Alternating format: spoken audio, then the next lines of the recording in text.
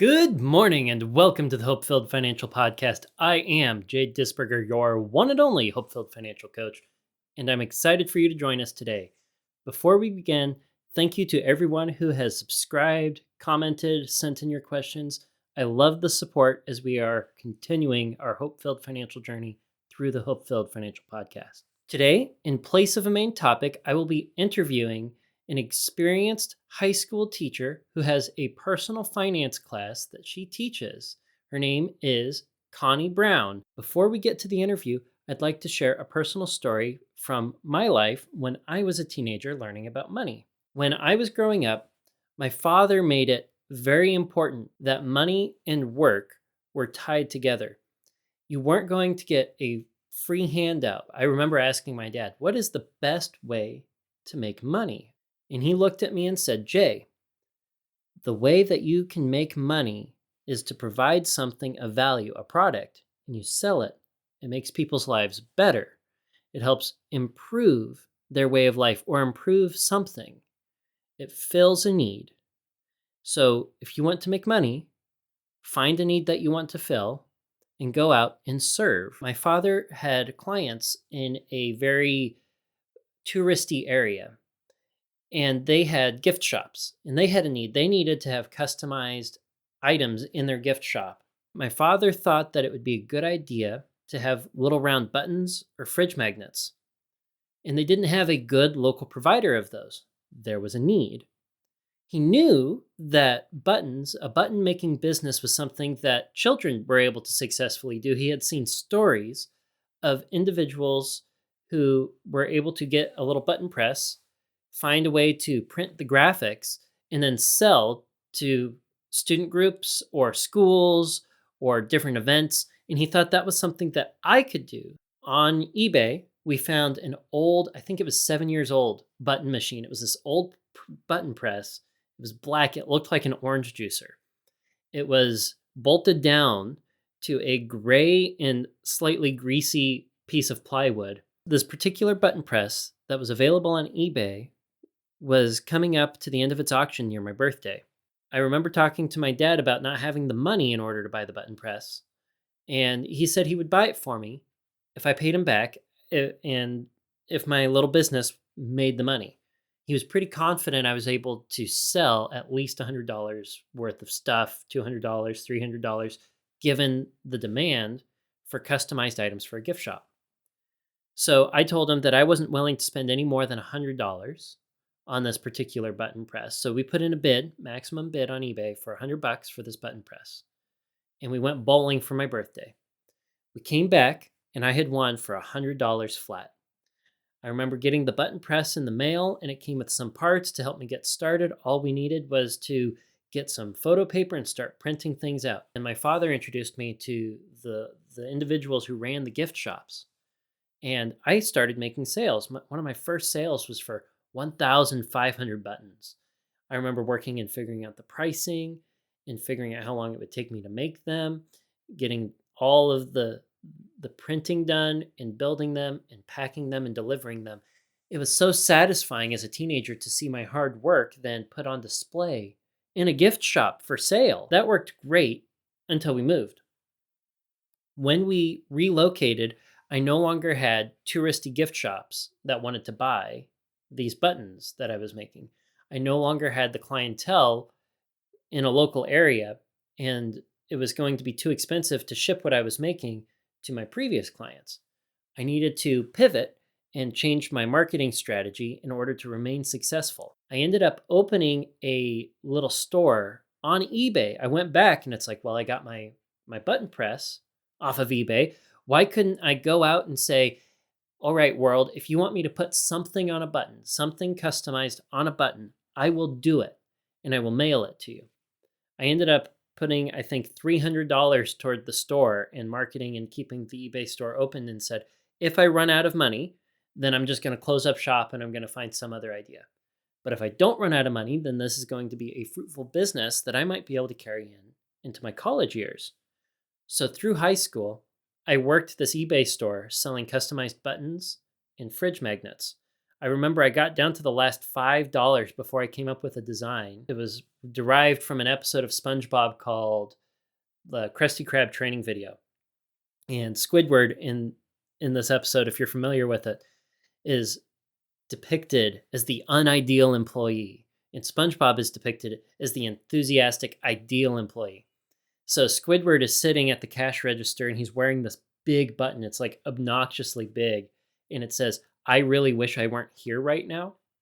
So I made my own version of that and I put it up on eBay. And that thing started selling like crazy. I was selling one a week, two a week, all the way up to five or more a week. And given the overhead and the upcharge I had on that, that was enough to get me from the last $5 left of keeping the store open to actually being profitable. I did keep market buttons open all the way through my college career, pretty much right to the end. And the sales of the buttons, the sales of the fridge magnets, being able to not only sell that one particular design, but others that became successful in customized images for people who really needed them. I was able to afford all of my travel just because I had that little side business. It was something that I was able to run in the evenings in between my classes. When I had orders, I would list out the orders that needed to go. I could print the buttons, I could make them, I could package them and send them out the door. It became just sort of an automatic part of my everyday routine.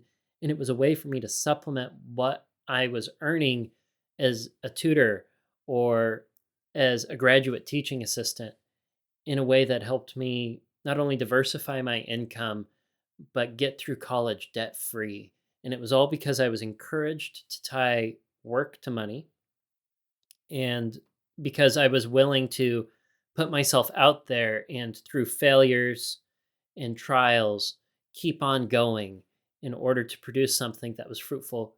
And it was a wonderful chapter of my life from which I learned a lot of lessons. I learned about budgeting. I learned about running a business. I learned about sales. I learned about providing value and learned that the value that you provide is rewarded by the income you're able to generate. Now, on to today's budget tip.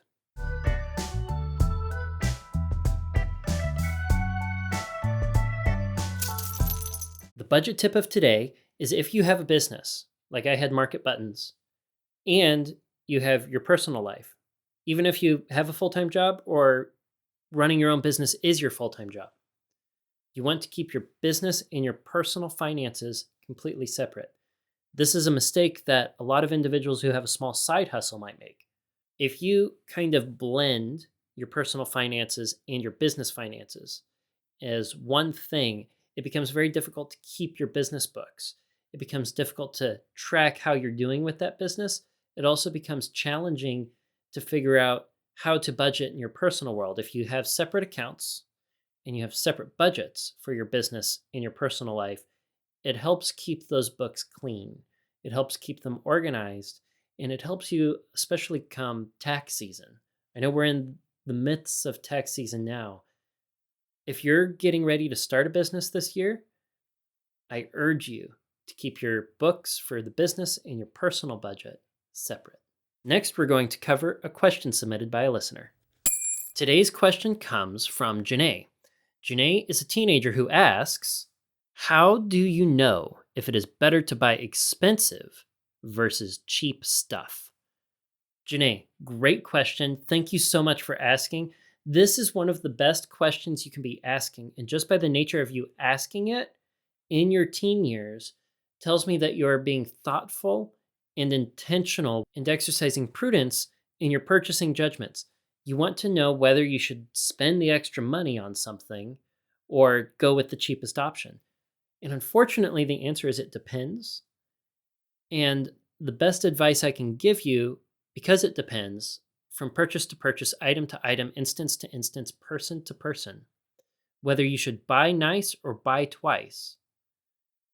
Because it depends, what we need to do is go back to the fundamental virtue of personal finance. We need to go back to frugality, as we covered in the first 4 episodes of the podcast. You need to ask yourself about intentional practice of prudent economy.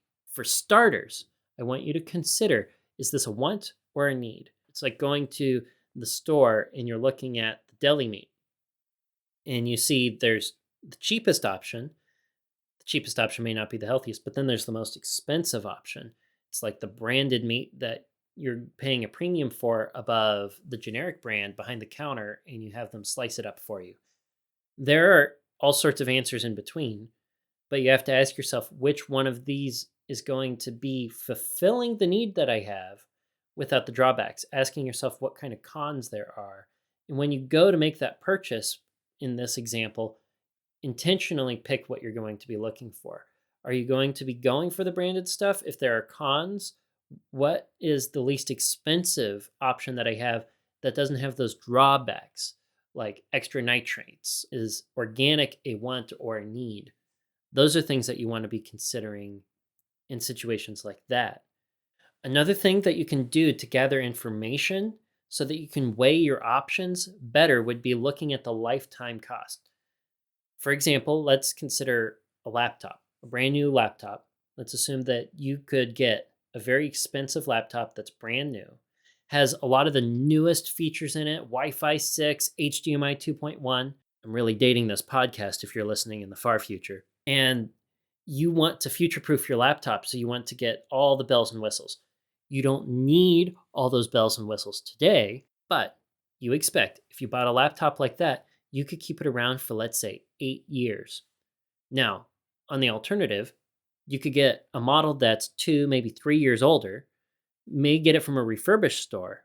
It doesn't have all the bells and whistles on it, but it costs significantly less. However, because you're buying something older, the operating system may be replaced and you may have obsolescence that are imposed upon your machine, or technology that is excelling past your machine and you might need to replace it sooner.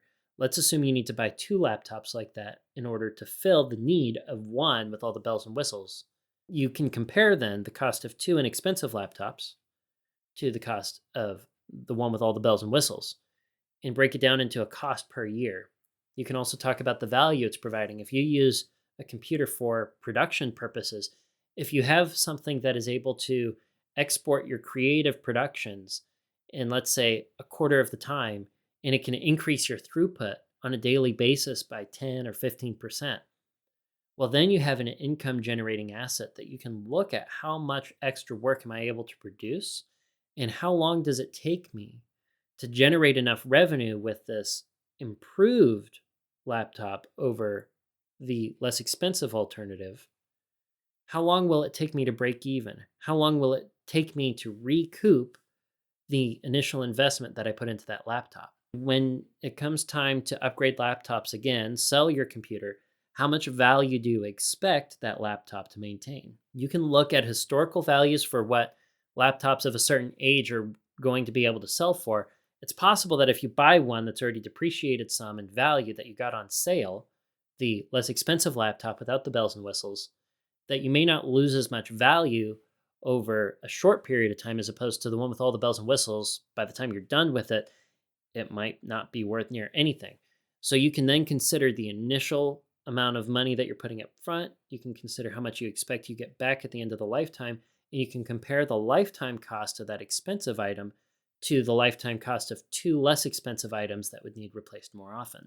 Now, not every purchase you make merits this sort of analysis for comparison, but for more major purchases, ones that are going to be sizable percentages of your monthly income, like a nice laptop can be, or a desktop computer, or a car. Cars are a great example when you might want to consider lifetime cost analysis. Lastly, and this is probably the most helpful, in considering something that is more expensive, consider your dream laptop as opposed to one that meets about 80% of what you're looking for. That item that costs less, that doesn't fill all of your dreams and desires, is probably going to be less. Remember from the economy episode 4 of the HopeFilled Financial Podcast, something that fills about the first 80% of our wants or our needs is going to cost about 20% of something that fulfills all of our wants, all of the utility, or all of the need that we're looking for. I hope that the ideas of thinking about buying nice or buying twice can help you make important decisions that pop up as you go through your hope-filled financial journey. Thank you so much for asking your question, Janae. If you are a listener who has a question that has been inspired by today's answer and you would like to continue this conversation or ask another question, please send us a message on Facebook or go to our website, hopefilledfinancial.com, and submit a question. There's a little form. Do you have a question at the bottom of the website?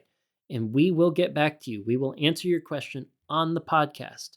And I will message you back. I will let you know what episode on which your question is answered.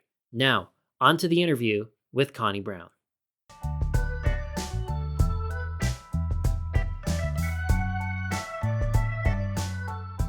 Today, for the HopeFilled Financial Podcast, I'd like to welcome Connie Braun, teacher of 26 years. And for the last 4 years, you've been teaching personal finance as one of your classes. That's correct.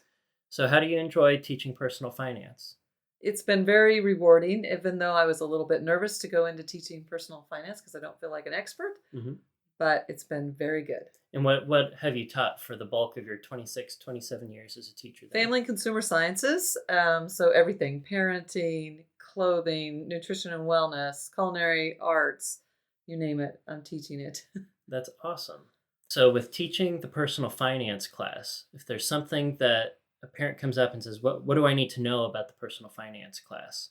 What's the short elevator pitch or answer that you give a parent who wants to know what you're teaching their kiddos? It's just a semester, so I touch on the basics of everything: budgeting, insurance, credit, how to write a check, what is a check, tiny bit on investing, because in a semester we just don't get that far. So I try to cover all those little pieces as we go through. At your school, is the finance class that you teach required or is it an elective? At this point, it isn't, but Kansas just passed a law recently that by 2024, all the kids will have to have personal finance. In some schools it is, but not in ours, but it will be after that. That law that passed, is it going to require a semester or a full year of personal finance? Semester. And the topics that it requires, I'm already teaching, so we are good to go there. So until that law comes through and it's required, what are the top 3 reasons a student at your school should choose your finance class as an elective today? Well, the first reason is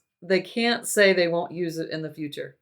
That never is heard in that classroom because they know that they're going to use it. And several of my students have said, Mom and Dad think I should take this class.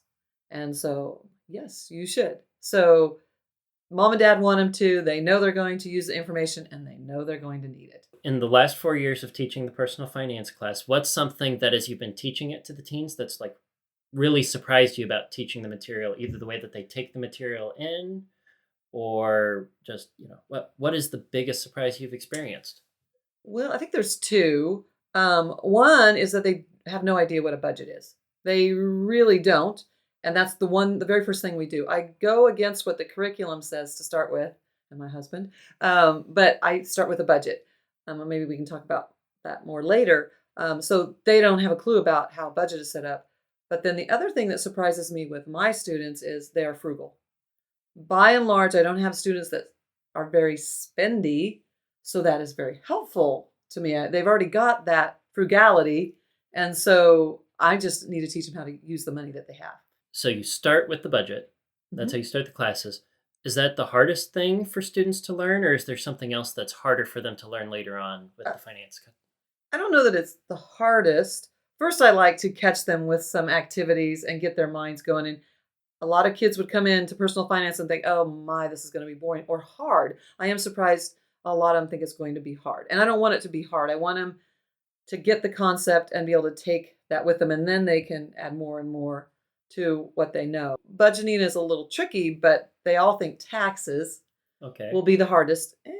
It is, but I keep that at a level that they can understand too to begin with.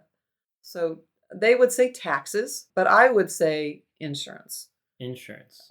It's a little more complex than they think, and there's a lot of terms that they get confused with other terms. How do you simplify insurance for them? How do you bring it to their level and get over that hurdle of it being the hardest thing for them to receive? I bring in hands-on things. I give them money, play money. I don't have money to give them.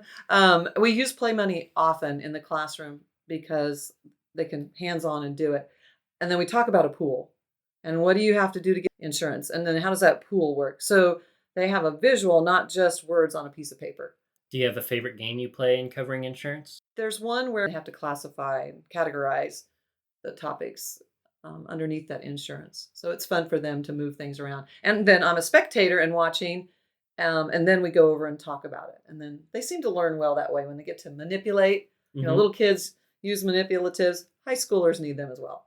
Insurance, you say, is the hardest thing for them to learn. They would say it's taxes. You would say it's probably insurance. The Mhm. budget's a little tricky. Mhm. What's the hardest thing for you to teach? What's the thing that you feel is most challenging for you as the teacher?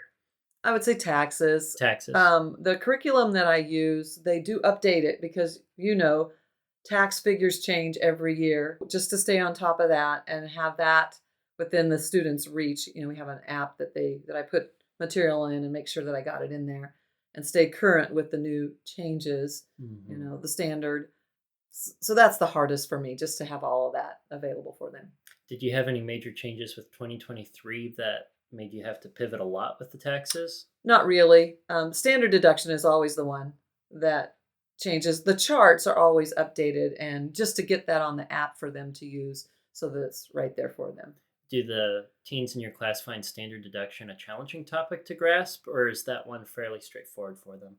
I think once I explain it, and then we do 5 different, made up people, case studies of taxes. So after they've done 5 of those, I think they understand standardized deduction, at least as far as how it applies to their taxes. And I think they would understand that standardized deduction can change Mm. and does change. I really like the idea of doing 5 different case studies as you're teaching them so that they can see how it's applied in the circumstances. That's Right. really cool. Where some get money back and some do not. Right. In the personal finance class, do you cover running a small business?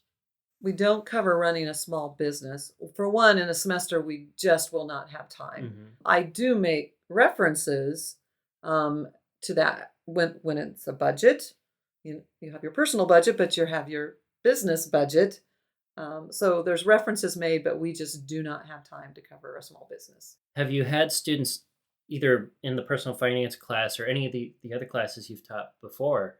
Have you had them running a small business that you knew about? I have not. I get sophomores, juniors, seniors, and so a sophomore currently would really not have any experience. Our students are very busy into the extracurricular, so most of them don't even have the opportunity to even think about that small business. What percentage of the students at the high school would you say have a job in addition to pursuing the vast extracurriculars?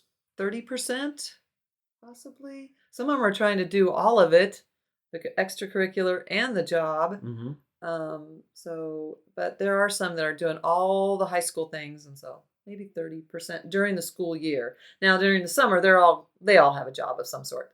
Okay. Babysitting is very common. So in the summer, I'd say almost all of them. Might be a little bit of a pivot, but when you were in high school, what did you do for work? I did some babysitting and then worked at the area co-op. So I had some summer jobs. What was your favorite thing in working? Was it babysitting or the co-op, or what worked well for you when you were a high school student? I liked both of those jobs. I also worked for an extension agent, and so that was right up my alley for my career. I love working with the people, whether it was the 3 girls that I was babysitting for, or the customers that would come into the co-op, and you would develop a rapport. So that was the favorite part of the jobs. Like you, when I was in high school, I did babysitting as my primary work. Back to the personal finances for the teens in your class. Is there a bad money decision that you see as a temptation for teens today? We have already, we're just barely into the next semester, the difference between needs and wants. And they can tell me the difference between a need and a want.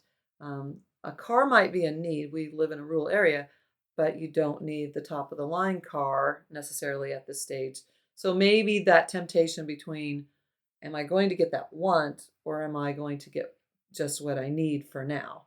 My students want to save, so teaching them about savings, that's not so hard. Have they been saving? Not necessarily, but I think after we go through that process, they realize, okay, this is what I need to do. When they're going through the needs and the wants, are there any like really gray areas that make them go, ooh, that's a tough one? We talk about it. The cell phone. The cell phone. Is that a need or a want? Sometimes my opinion's different than theirs. Most of our parents want their kids to have that phone. Rural area again, they want to know where their kids are. So I think their parents would say that that phone is a need. Would they say the smartphone is a need or just a phone? Because, going from a flip phone I or don't think they know the difference. okay. They're smartphones. I mean, that's really all there is in their world. My Wow. students is Okay. a smartphone. If you were to give advice to the average teen out there, Mhm. given what you've seen from your position as a teacher, what is the best financial advice that you could give to the young people out there right now? They need to start saving now. I teach about percentage savings. We've already talked about it.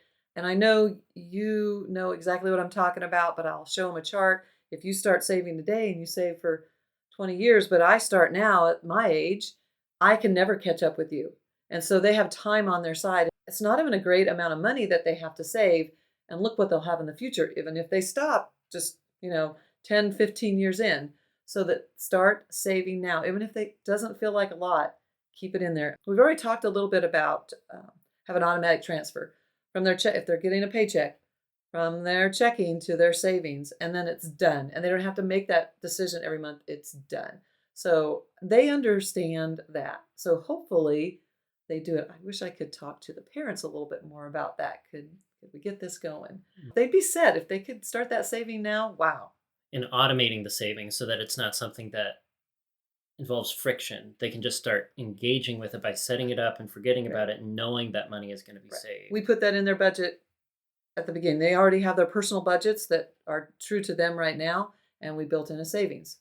And so they know how to do it. It's up to them to do it, but they know how to do it. Right. You can lead them to water, but you can't make them drink. Right. Right. With the savings, do you think that it's important for them to understand just savings and the savings rate or the time value of money with compound interest? And is their saving having some sort of long-term investment at this stage before they are ready for higher education? We talk about both of those situations. Unfortunately, the year runs out, so I don't get too complex in investing, which is probably okay. That's a little more complex for that age of students. So we do talk about both, and so they'll see the difference. We do the math.